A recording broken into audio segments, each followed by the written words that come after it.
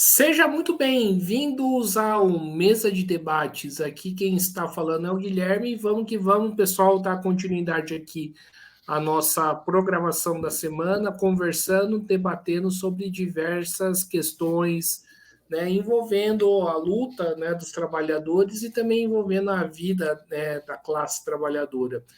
E essa aqui é uma live que já fazia algum tempo, né, que eu gostaria de fazer, né, que é conversar com alguém de IES, né, e para falar sobre, do IES e sobre esses temas que eu toquei aqui, convidei aqui o Victor Pagani, né, que vai, né, dar aí a sua contribuição, né, que o IES tem aí para o debate que a gente está pretendendo fazer. Então, sem muita demora, sem muita enrolação, peço aí para o Victor, né, fazer sua apresentação inicial.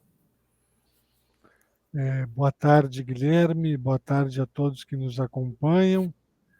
Bom, sou Vitor, estou na direção técnica adjunta do DIEESE, responsável pelas relações sindicais do DIEESE em âmbito nacional, portanto, pela coordenação dos escritórios regionais do DIEESE, né? E DIEESE, para quem não sabe, é uma sigla, né, para Departamento Intersindical de Estatística e Estudos Socioeconômicos, que é uma entidade criada e mantida pelo movimento sindical brasileiro, né, foi fundada em 1955 e, portanto, dia 22 de dezembro de 2024, completará 69 anos de história.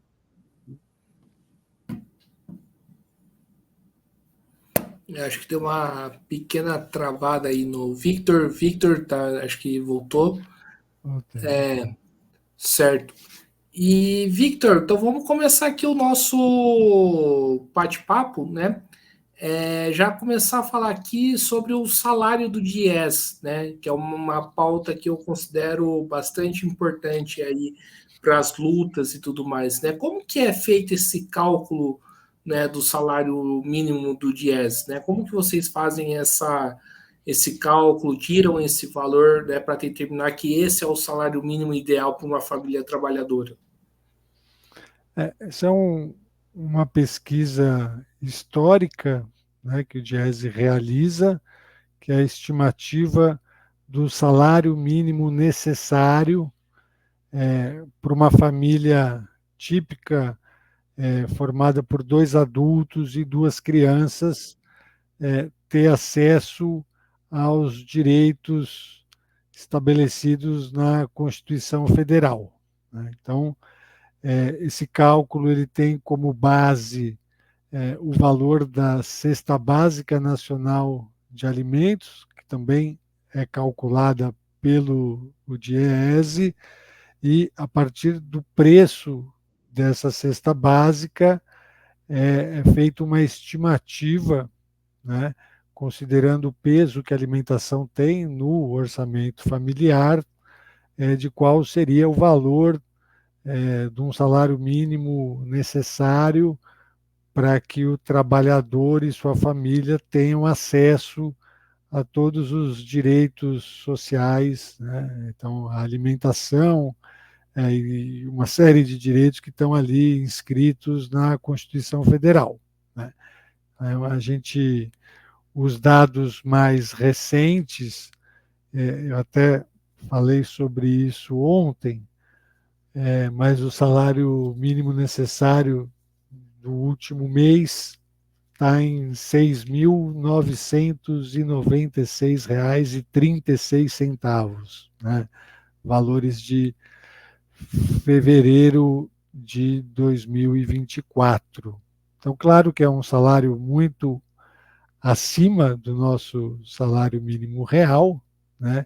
Ele também é feito como uma denúncia, né?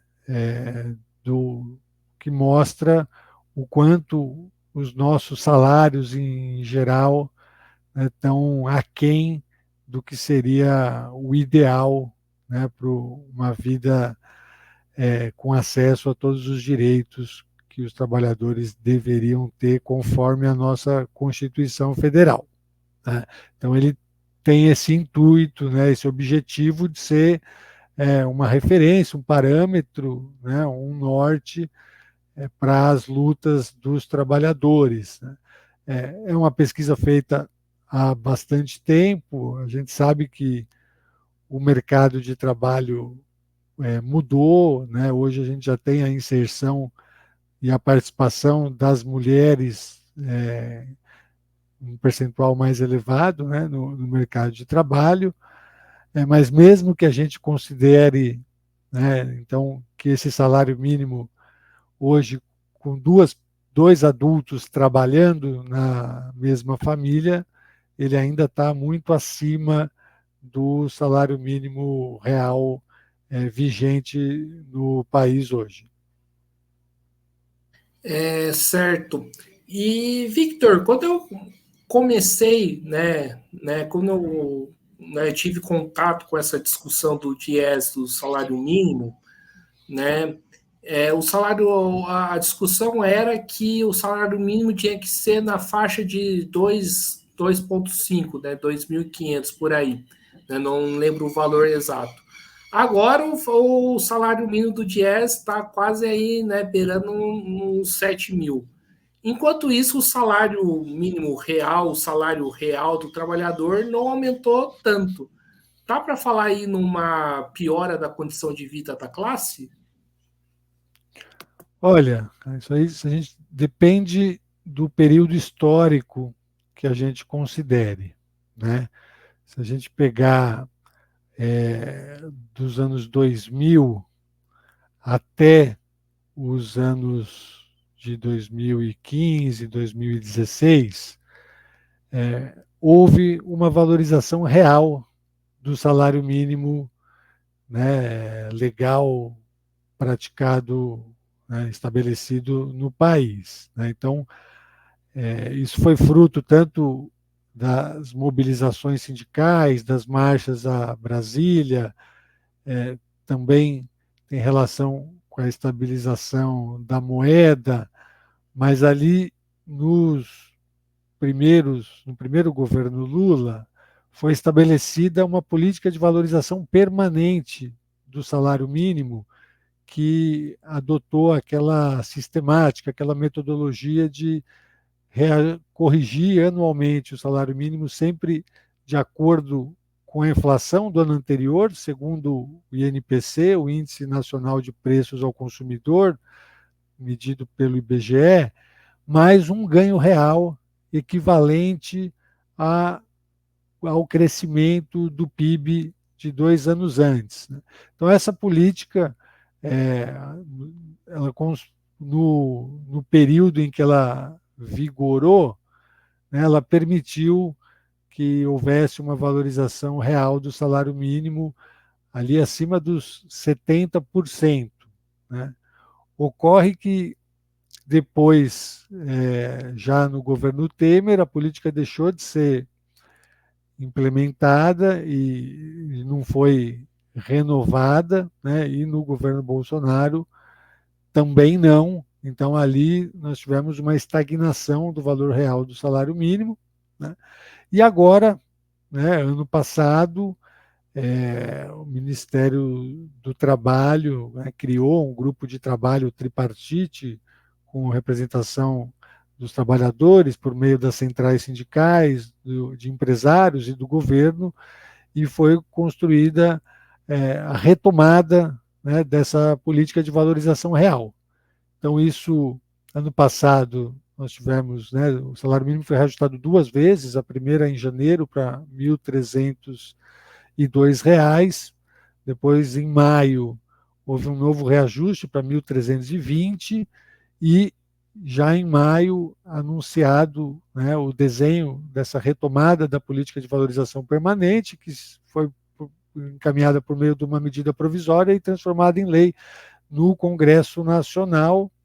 E, portanto, agora, em janeiro, né, o reajuste do salário mínimo teve ali um reajuste de 6,97%, que é o equivalente, né, aí houve algumas mudanças, a inflação acumulada em 12 meses até novembro do ano anterior, então se mudou o período de referência, mas só para ter já o dado consolidado no momento do anúncio do reajuste de janeiro, né? E então foi ali o INPC estava em 3,85, se não me engano, mais o crescimento do PIB de 2022, que foi de 3%, e aí se chegou no 6,97%. Né? Então, houve um ganho real, e importante, Guilherme, destacar que esse ganho real do salário mínimo, ele beneficia todos os trabalhadores, né, registrados que ganham salário mínimo, mas também os beneficiários do INSS, né, porque o salário mínimo é o piso previdenciário, né, o piso da Seguridade Social. Então, todo mundo que tem aposentadoria, pensão, ou mesmo benefício de prestação continuada, aquele benefício assistencial, tenha e que ganha um salário mínimo, tem o seu reajuste, né, equivalente ao salário mínimo. Além disso, ele acaba impulsionando o piso das categorias organizadas. Né? Então, ele tem um efeito que ele empurra os pisos salariais e o salário médio, né, tanto por meio. E aí os sindicatos, né, nas suas negociações coletivas, ao celebrar as convenções coletivas de trabalho, os acordos coletivos de trabalho, se fortalecem na mesa de negociação. E isso, então, o aumento real do salário mínimo, ele não beneficia só quem ganha salário mínimo, né? Ele beneficia o conjunto da classe trabalhadora, inclusive quem está na informalidade, muitas vezes tem como referência o salário mínimo, né? Então, salários, quem trabalha assalariado sem carteira, que é uma irregularidade, uma ilegalidade, ou mesmo o trabalho autônomo, né? As diaristas, quem faz algum serviço esporádico, tem também a questão do salário mínimo como norte, como referência na hora de definir os valores, né, da sua remuneração. E, além disso, o salário mínimo tem uma função econômica, né, fundamental, porque ele dinamiza a economia, né? Então, ele fortalece o nosso mercado interno de consumo, aumenta a demanda agregada, e isso provoca um ciclo virtuoso na economia. Né? O trabalhador que ganha salário mínimo tem pouca propensão para fazer poupança. Em geral, ele gasta o que ganha e, dessa forma, ele movimenta o comércio, o setor de serviços, a indústria, e também contribui para o aumento de arrecadação do próprio Estado, né, dos governos nas suas diferentes esferas. Então, tem o aspecto trabalhista, esse econômico, e, claro, né, ele contribui para a redução da desigualdade social, o que no Brasil é um dos países com maior desigualdade social do mundo. Então, todas as medidas que sejam tomadas no sentido de uma redução da desigualdade social, elas, além de melhorar o bem-estar na sociedade, também contribuem para o crescimento da economia. Né? Então, eu costumo dizer que durante ali o período da ditadura militar, quando o Delfim Neto foi o ministro da Fazenda, ele sempre usava a figura de linguagem, né, que é preciso deixar o bolo crescer primeiro para depois distribuir. E eu usaria uma outra figura de linguagem, usando ainda a metáfora, né, com a culinária, que o salário mínimo e também outros programas que melhoram a distribuição de renda, eles acabam sendo um fermento que faz o bolo crescer. Né? Então, a partir do momento que você distribui melhor a renda, você dinamiza a economia, você potencializa o crescimento econômico. Certo. Victor, sobre essa questão aí do salário mínimo real e desses aumentos, né? A impressão que fica, né, para a sociedade, né, sobre em relação aos aumentos que foram dados aí nesse último período, que é muito pouco frente aí ao custo de vida, né? E eu também tenho essa sensação, né? Eu entendo todo esse debate que você fez aí da questão da valorização do salário mínimo, mas assim, perto do que o Dies pesquisa, né, do que deveria ser o salário mínimo, não chega a ser uma contradição esse aumento real? Assim, ele é insuficiente, né? Seria uma contradição, mas sem dúvida são aumentos insuficientes, né?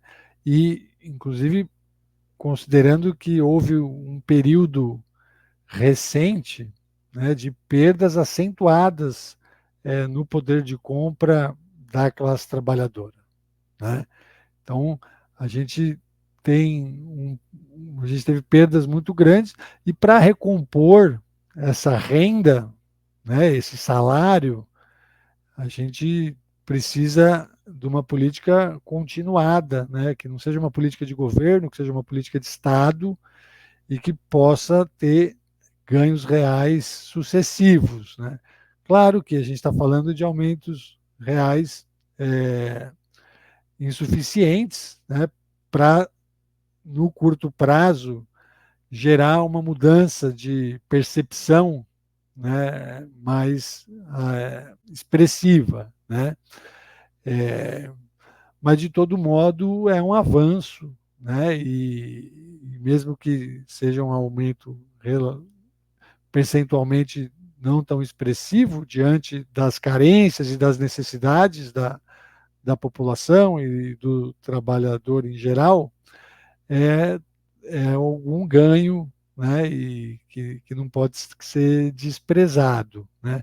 Agora, tem uma sensação que a gente fala, assim, que você mencionou, né, o custo de vida está muito elevado, né? Então, o ganho real de salário ou mesmo uma queda no percentual de inflação não é suficiente para que as pessoas sintam esse alívio, né? E aí eu queria destacar um elemento, porque o custo de vida está muito elevado, e boa parte das famílias está endividada, né? Então, boa parte do orçamento familiar hoje, ele é corroído, consumido por dívidas, né, com juros que são dos maiores do mundo. Então a gente vê muito trabalhador é, no limite ali dos empréstimos consignados, então ele mal recebe o salário, já tem descontado para pagamento de dívidas bancárias um terço do seu salário. Então isso realmente é um problema e que precisaria ter aumentos do salário mínimo e dos salários em geral mais rápidos, né, em percentuais maiores, para que essa situação, o conjunto da classe trabalhadora percebesse, né, fosse mais perceptível para o trabalhador. Certo. E, Victor, sempre vai ter, quando a gente fala de salário mínimo do DIES, sempre vai ter aquele argumento: ah, mas se o patrão dá esse salário para o trabalhador, vai quebrar a empresa, né? Eu gostaria que você respondesse esse tipo de argumentação. Esse é um argumento histórico, né? Acho que desde que o salário mínimo foi estabelecido ali, ainda no governo Getúlio Vargas, e sempre que há alguma ampliação de direito para os trabalhadores, os setores empresariais, ou parte dos setores empresariais, se levanta, né, e coloca essa ameaça, né, de fechar a empresa, de mudar a empresa de país. A gente vê isso recorrentemente ao longo da história, né? Então, eles trabalham como se houvesse uma disjuntiva ali entre você ter o emprego e ter um salário decente, ter direitos trabalhistas, ter condições de trabalho saudáveis, né? Isso a gente viu, inclusive, explicitado pelo presidente anterior, como se o trabalhador tivesse que escolher entre ter o emprego ou ter direitos, como se fosse impossível ter o emprego com direitos, né? E aí acho que a gente olha pelo longo da história, o trabalho sem direitos,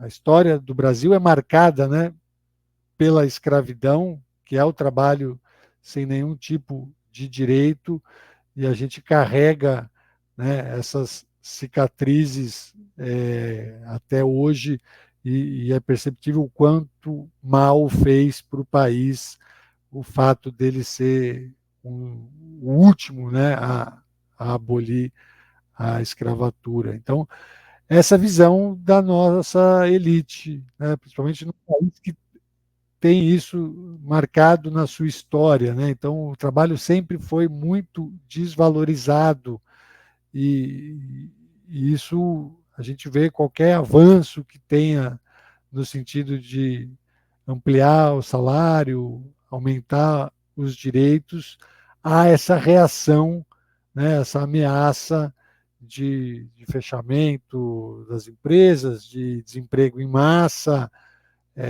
ou, enfim, né, de abandonar o país. A gente viu isso recentemente na discussão do piso da enfermagem, né? Foi o mesmo argumento que a Confederação Empresarial do Setor usou, né? Que se os auxiliares, os técnicos e os enfermeiros tivessem um piso que não é nada fora da realidade, o setor entraria em colapso e não sobreviveria.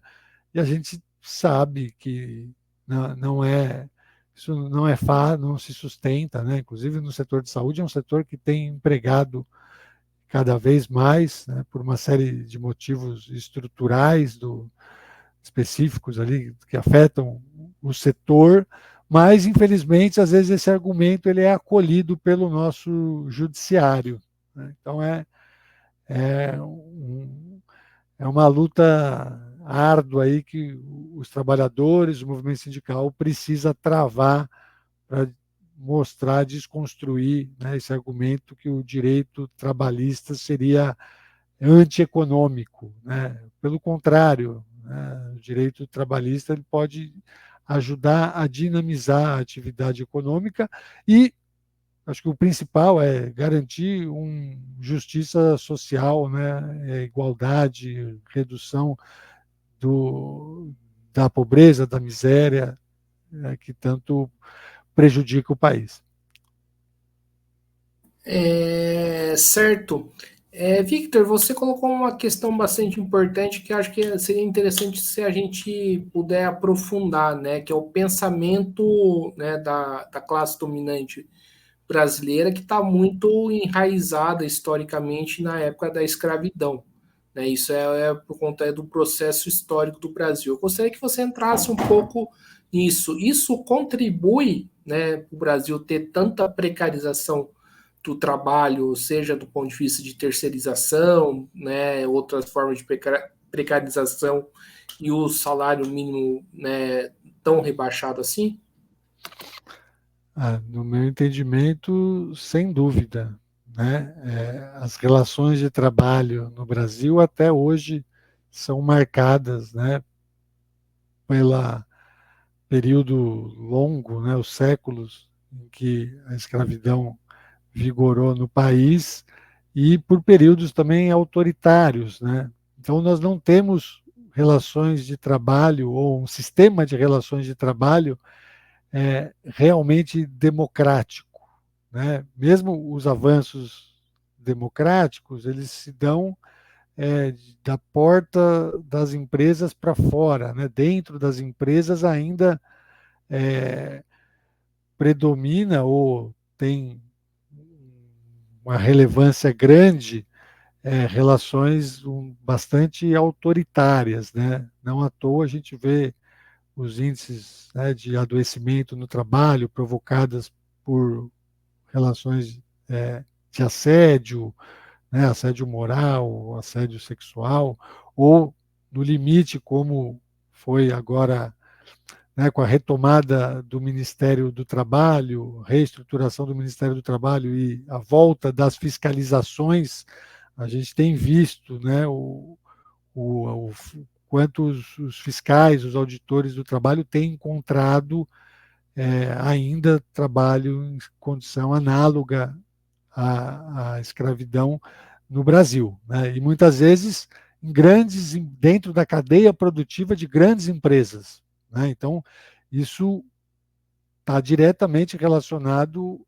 à liberação da terceirização para toda e qualquer atividade, sem nenhum limite, sem nenhuma regulação, né? Então, as empresas detentoras do capital terceirizam para outras que quarteirizam, que no limite que contratam outros prestadores de serviço, e quando a gente chega ali na ponta, o trabalhador está sofrendo uma superexploração e em condições desumanas de trabalho, né? Então, eu acho que se a gente não avançar no sentido da democratização do sistema de relações de trabalho no Brasil, a gente não vai superar, né, esse contexto aí de descumprimento de lei, de precarização, de desigualdades injustificáveis, absurdas, né, que a gente encontra no país.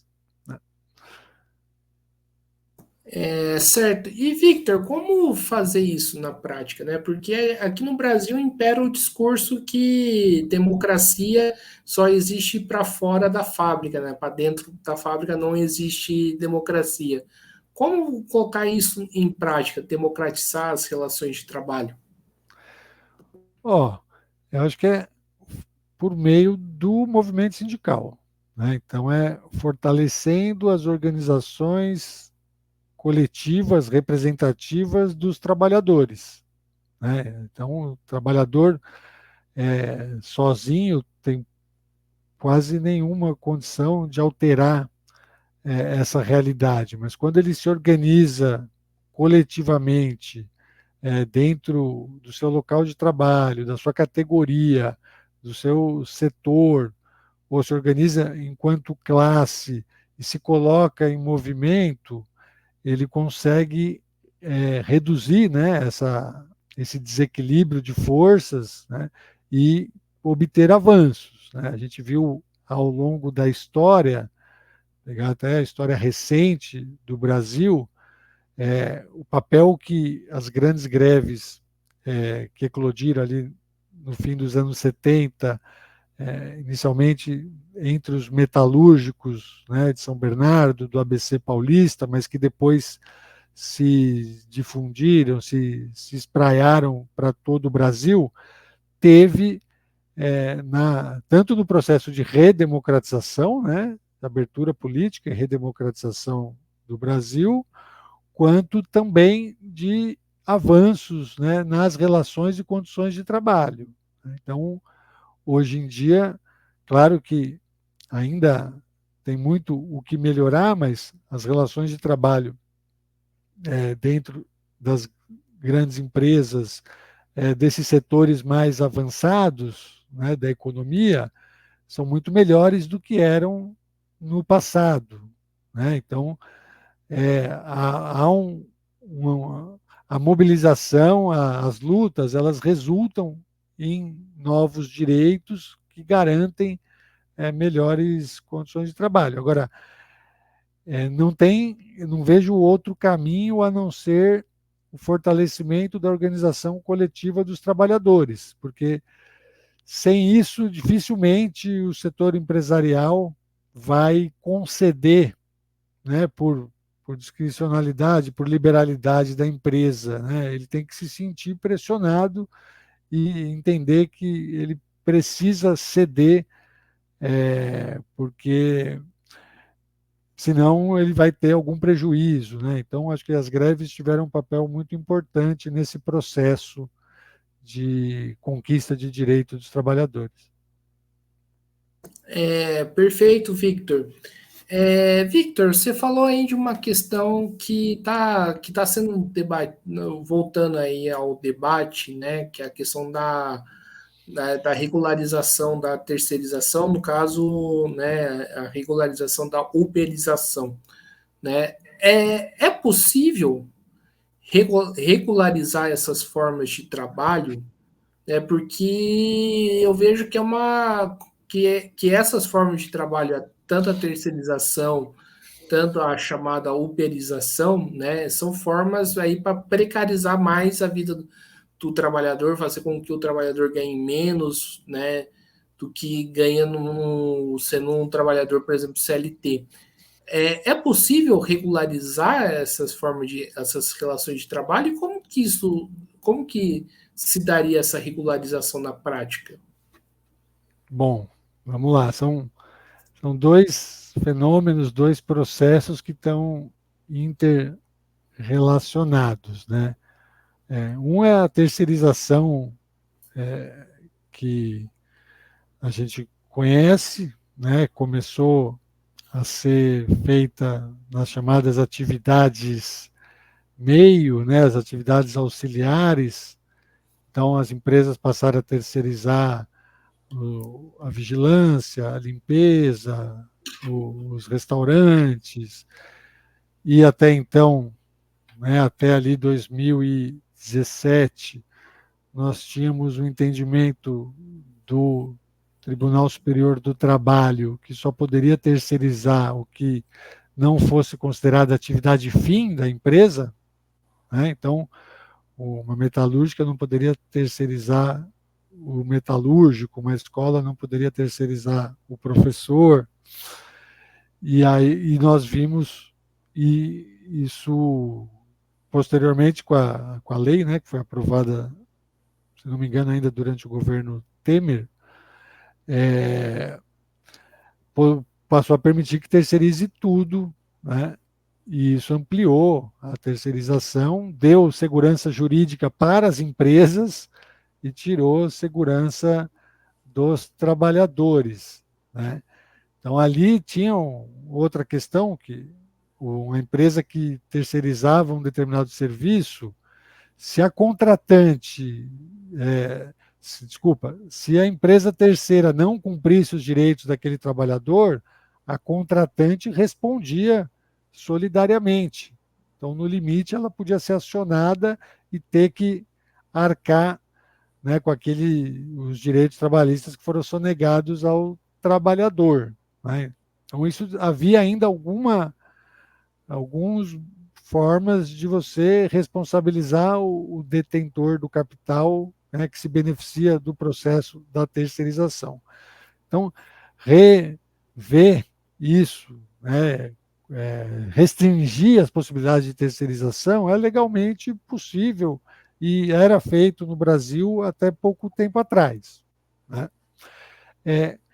Bom, a questão da chamada uberização, né, do trabalho por meio de aplicativo, dessas plataformas digitais, ela é mais recente, né, tem relação direta com o avanço tecnológico, né? Então, com o 4G, com o 5G, que é o que permite que pelo celular o trabalhador esteja conectado, né, com essas empresas e todo o processo de trabalho georreferenciado, né? E é uma questão que é um desafio mundial, né, de como regular o trabalho por meio de aplicativo, né? No caso brasileiro, que acho que tem algumas especificidades, né? Porque a gente tem um mercado de trabalho que sempre foi muito heterogêneo e sempre conviveu com uma informalidade muito grande. Então, o trabalho sem direito, né, no Brasil, inclusive pelas questões históricas que eu mencionei em resposta anterior, sempre foi uma realidade. A gente sempre teve ali entre 50%, às vezes 40%, né, isso oscila ao longo da história, mas de trabalhador na informalidade sem a garantia de nenhum tipo de direito. Então, isso não é novidade no Brasil. Né? O trabalho na viração, isso sempre foi bastante presente, principalmente nas periferias e nos rincões do país. Né? Ocorre que agora a gente teve uma junção, né, dessa característica, né, do nosso mercado de trabalho, que é a informalidade, com um setor que, teoricamente, que usa alta tecnologia, que é o setor moderno da economia. Então, o que a gente tinha, às vezes, né, uma dualidade entre empresas no capitalismo moderno, convivendo com um país no setor atrasado ainda na informalidade, agora os aplicativos fizeram a junção dessas duas pontas. Então, a gente tem o setor de alta tecnologia, né, utilizando a superexploração do trabalho para aumentar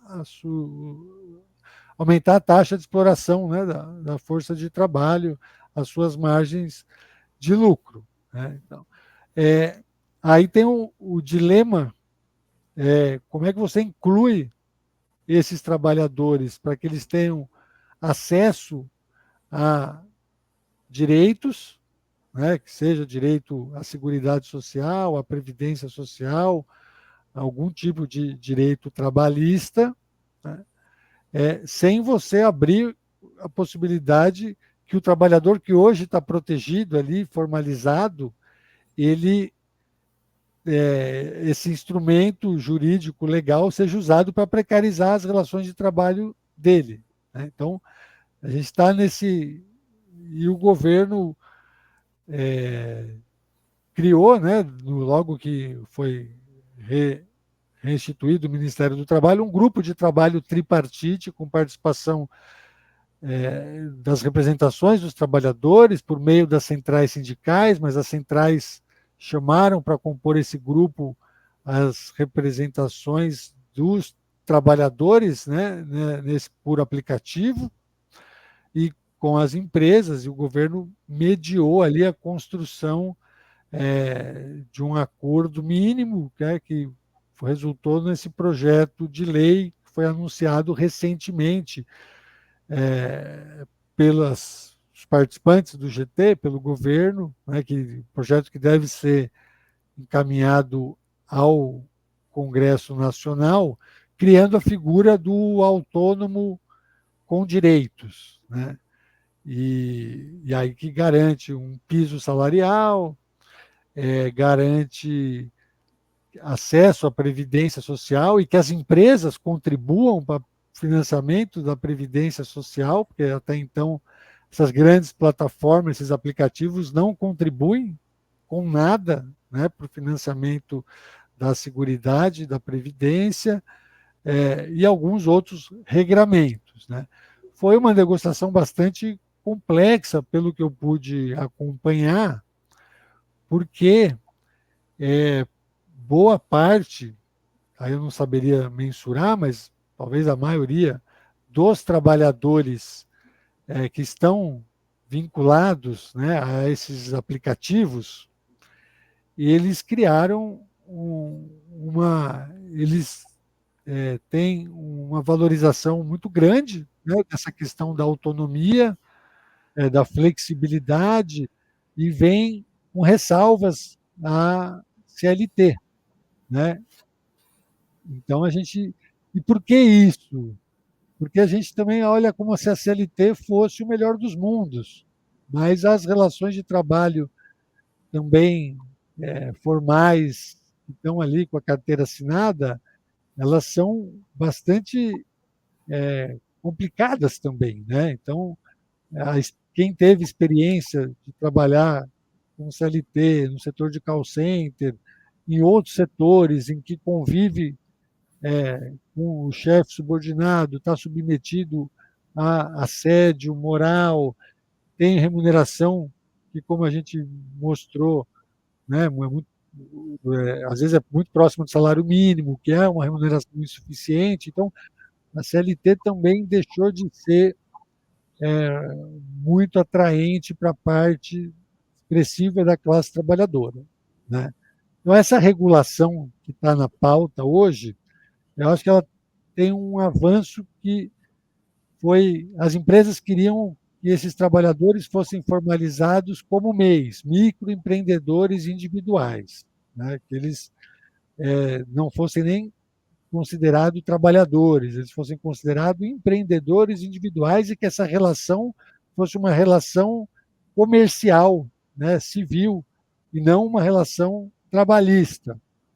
Então, essa construção da figura aí do autônomo com direitos, ela avançou no sentido de garantir que as empresas reconheçam que é uma relação de trabalho e, desse modo, também façam a contribuição para a previdência social dos seus trabalhadores.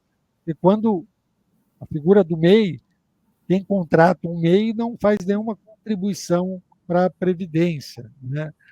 O próprio MEI que tem que ir lá e fazer a sua contribuição individualmente. Então, eu diria que é um assunto complicado, vai tramitar no Congresso Nacional. A gente tem visto críticas por parte da extrema-direita, que incentiva essa, essa visão, né, essa ideologia que o motorista não seria um trabalhador, e sim um empresário de si próprio.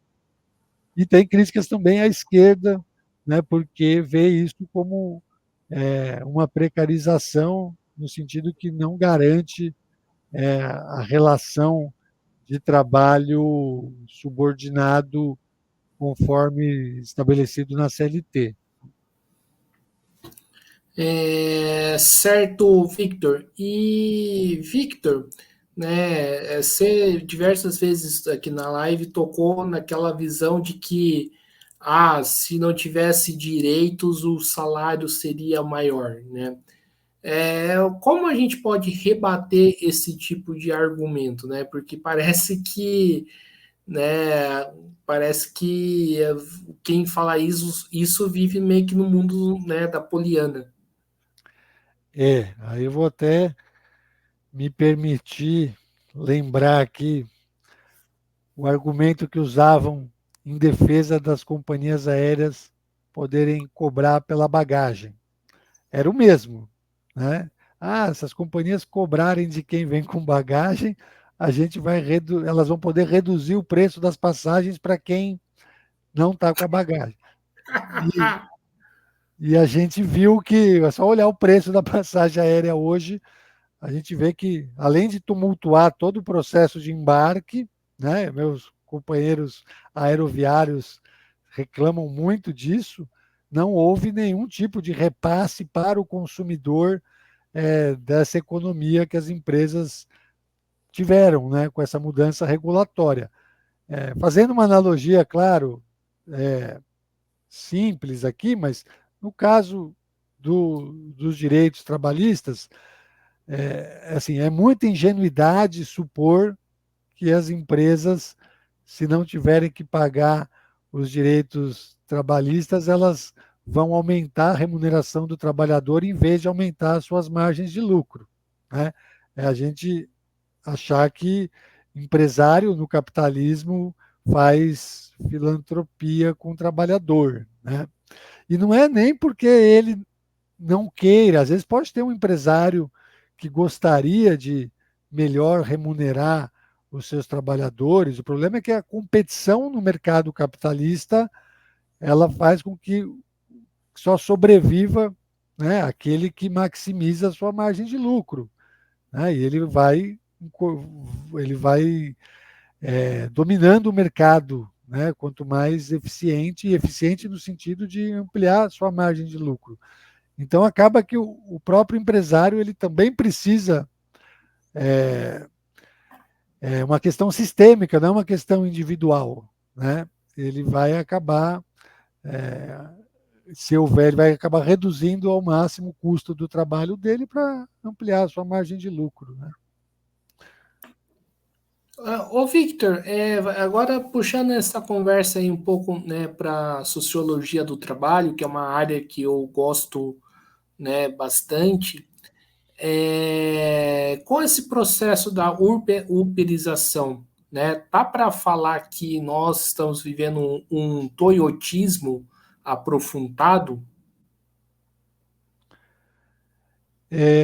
Eu acho que a gente está vivendo um processo, poderia se chamam, né, de revolução ou de mudança, transformação bastante acelerada e intensa, em alguns aspectos disruptiva da da forma de se organizar, se estruturar o processo produtivo, né? Então, da mesma forma que houve a mudança, né, do Fordismo para o Toyotismo, hoje nós temos o trabalho por meio de plataformas que ainda ele está circunscrito, né? Assim, ele ainda está mais presente em alguns setores específicos, em que pese já esteja presente em muitos setores, mas se a gente olhar tanto essa questão da uberização, quanto também as novas tecnologias, né? A gente vê no setor de comércio as transformações provocadas pela ampliação do e-commerce, do comércio eletrônico, muito intensa, né? Então isso são mudanças que agora a gente tem com a inteligência artificial, que vão ter impactos, eu diria que em magnitude talvez similar ou maior do que houve com a introdução do toyotismo no sistema produtivo, né, nas relações de trabalho. A gente olhar a questão do e-commerce, hoje a gente vê, inclusive, isso mudando a geografia das grandes cidades, né? Então, shoppings em muitos lugares com lojas vazias, com espaço vazio, ao mesmo tempo crescendo o número de galpões, de centros de distribuição logística, né? Por quê? Porque as pessoas estão comprando cada vez mais pela internet, da sua própria casa, e recebendo os pacotes, né, em casa sem precisar ir às lojas, né? Isso tem um impacto direto para o trabalhador comerciário, né? Reduz o número de empregos, o vendedor perde a sua comissão, as pessoas vão na loja só para olhar o produto, depois compra pelo celular porque é mais barato. Então, há mudanças em vários setores, né, que são decorrentes desse avanço tecnológico. Certo. E vamos entrar aqui para a parte final aqui da nossa entrevista, mais umas duas, né, perguntas. E a primeira pergunta que eu faço é qual que é a importância dos direitos sociais, né? Tipo educação gratuita, né? Saúde gratuita e para a questão da formulação, né? Voltando um pouco da questão do salário mínimo do DIES para a formulação do salário mínimo do DIES, né? Porque, né, que acho que isso conta bastante aí na vida, né, do trabalhador. Sem dúvida, né? Os direitos sociais, eles são uma forma de que acaba uma remuneração indireta, né? Poderia ser encarado dessa forma. Se nós tivéssemos, não precisássemos gastar com plano de saúde e todo mundo pudesse usar, todo mundo pode usar, mas as pessoas deixassem de contratar o plano privado e usasse o SUS, ele atendesse com qualidade todo mundo. Você teria o que você gasta né, do orçamento hoje da classe média brasileira, o que se gasta com plano de saúde e escola particular, né, se isso fosse revertido em impostos, em tributos, para que houvesse uma melhoria desse serviço e essa classe média passasse a usar diretamente com mais frequência o SUS e colocasse seus filhos nas escolas particulares, não precisaria, né, ter você teria um ganho de remuneração enorme. Né? A mesma coisa a discussão do transporte. Né? Se os municípios passam a oferecer o transporte gratuito, você deixa de gastar, né? E isso aumenta o seu poder de compra, né? A sua renda indireta. Então, eu diria que a disputa distributiva, né, ela se dá tanto na relação direta entre o trabalhador e o empregador, né, e o empresário, as empresas, o patrão, e ali a disputa que vai ser o reajuste salarial, o auxílio alimentação, o, todos os benefícios, os direitos que o trabalhador reivindica, né, e negocia diretamente com o seu empregador ou com o sindicato patronal, né, o sindicato dos trabalhadores, com as empresas, as patronais, mas ela também se dá de forma indireta na disputa, primeiro, de quem é tributado no país, quem vai pagar imposto, contribuições e taxas para sustentar, né, dar condições do Estado brasileiro realizar as políticas públicas. E, segundo, onde vão ser alocados esses recursos. Né? Então, nas duas pontas, como o Estado arrecada e de quem arrecada, e como o Estado gasta e em benefício de quem gasta. Né? Então, isso precisaria ser, essa disputa do orçamento público, ela é fundamental também. Né? A gente não pode fazer a disputa só na relação capital-trabalho mais direta, a gente tem que disputar os fundos públicos, como é que eles vão ser alocados, eles vão ser reinvestidos, eles vão ser investidos em saúde, educação, segurança, ou eles vão ser utilizados para conceder renúncias tributárias, isenções fiscais, desonerações para setores já privilegiados da sociedade. Então, isso acho que está na pauta também, né, a gente tem visto essa discussão, aí daria um outro programa, mas o debate da desoneração da folha de pagamento tem relação direta com isso. Né? Como é que a gente vai sustentar as políticas sociais, né? E como é que elas vão ser financiadas e em benefício de quem que elas vão ser realizadas. Perfeito, Victor. E vamos aí para a última pergunta, né? Na verdade, fazer duas em uma. A primeira parte da pergunta é o seguinte, né? Falar sobre o movimento sindical. É, o que eu acompanho, né, do movimento sindical, inclusive em entrevistas aqui do Mesa de Debates, é que o tema, né, do salário mínimo do DIES é pouco, né, colocado em pauta em assembleias, em categorias, e até mesmo em greve. Tá certo que não pode, tá certo que tem uma questão aí da demanda imediata, né, da reivindicação imediata e tudo mais, mas por que que você acha que tem essa ausência, né, do movimento sindical, né, em relação a essa pauta, né, do salário mínimo do DIES? Por que que não é devidamente colocado para os trabalhadores? E a segunda questão que eu coloco para você é o seguinte: você falou aí de todas essas transformações aí do mundo do trabalho, né?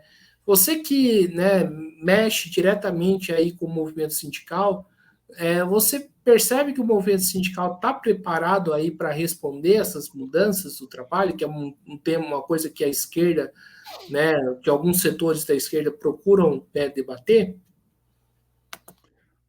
Vamos lá. Primeiro, a questão do salário mínimo necessário do Diese. Eu acho que algumas categorias até seguem colocando nas suas pautas de reivindicação, né, como um, uma questão de denúncia, de uma reivindicação histórica, mas o movimento sindical é muito pragmático, né? Então, como o valor está muito acima dos pisos estabelecidos nas convenções coletivas das categorias, eu acho que por conta do pragmatismo de saber o possível ou é, de, de não querer vender falsas esperanças para os seus representados, isso acaba não sendo, não estando presente em um número maior, né, de pautas de reivindicações, né? Acho que tem esse elemento também que ninguém de movimento sindical tem essa preocupação de fazer uma reivindicação muito acima do que sabe que é possível naquele ano e depois tem uma conquista e essa conquista parece ser muito aquém, né? Então a conquista acaba não sendo valorizada, né? Porque o pedido foi muito acima do que a realidade possibilitava num cenário econômico, social, que o movimento sindical está constantemente avaliando, né? E a, a questão do movimento sindical estar preparado para essas transformações do mundo do trabalho, para esse futuro do trabalho, eu acho que está se preparando, né? Agora, com muita dificuldade, né? Porque desde a reforma trabalhista, que também impactou, foi uma reforma sindical, o movimento sindical, as entidades sindicais dispõem de muito menos recursos, né, para se preparar e para caminhar nesse cenário de transformações aceleradas, né? Então, com certeza, o movimento sindical deveria estar investindo mais em formação sindical, né? É, se aproximando mais da juventude, né? Agora, não que ele não faça isso, ele já faz isso, é, tem. E o movimento sindical também é muito heterogêneo, muito diverso. Uma realidade de trabalhador bancário, por exemplo, os bancários estão muito bem preparados para essas transformações, né? Mas se a gente for olhar os metalúrgicos, eles também têm acompanhado esse debate. Agora, isso depende em qual estado, em qual município, né? A realidade do servidor público é uma, a realidade do trabalhador rural é outra, ainda tem muito trabalhador na informalidade, a dificuldade para organizar o trabalhador nos serviços e no comércio é maior, né? Eles estão muito pulverizados, você não tem uma concentração grande de trabalhadores num único local de trabalho. Então, tem desafios, mas eu acho que isso está na pauta do movimento sindical, das entidades sindicais, das centrais sindicais, e eles estão se preparando, né, e constantemente têm debatido, tratado desses temas. Nós mesmo, no Diese, temos buscado contribuir para isso, né, por meio da escola do Diese, né, que é a faculdade, com o nosso curso ali de bacharelado, de graduação em ciências do trabalho e com a pós-graduação em economia e trabalho também.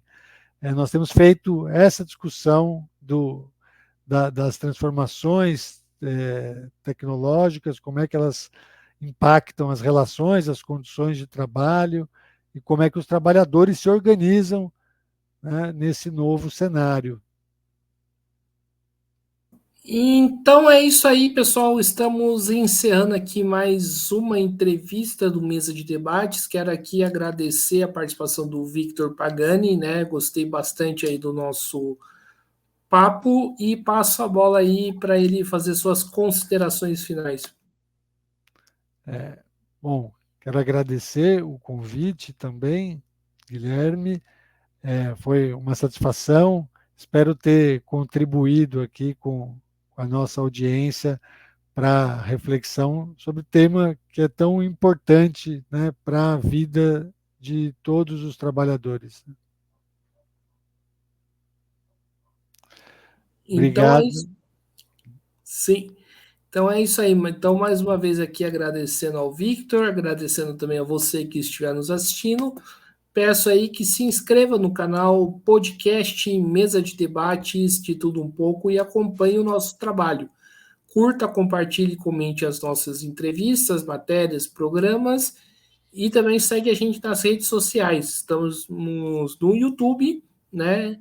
E também, né, começando aí, recomeçando um trabalho no TikTok.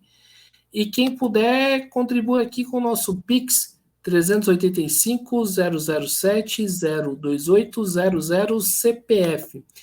Então é isso aí. Muito obrigado aí a todos. A programação de hoje se encerra por aqui e até a próxima. Fui.